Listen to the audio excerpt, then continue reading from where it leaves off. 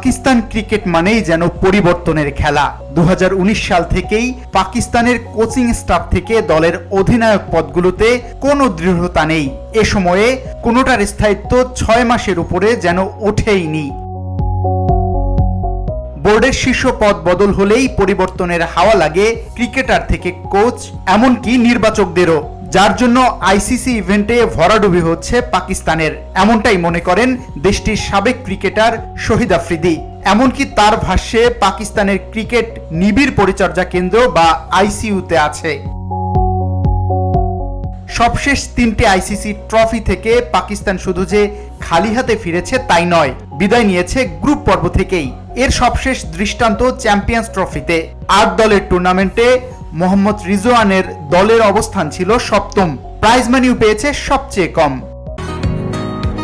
বসুন্ধরা, উত্তরা, বনশ্রী, কুড়িল ও বাড্ডা সহ রাজধানীর বিভিন্ন স্থানে অভিজাত ও অত্যাধুনিক মানের ফ্ল্যাট কেনার এক নির্ভরযোগ্য প্রতিষ্ঠান pleasant properties limited.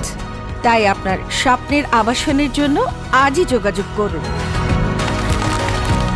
Pleasant properties limited, where destiny matches eventually.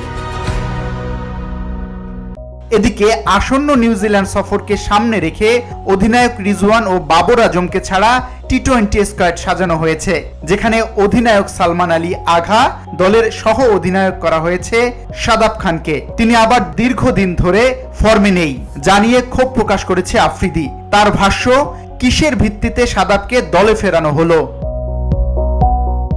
VOD Bangla news desk.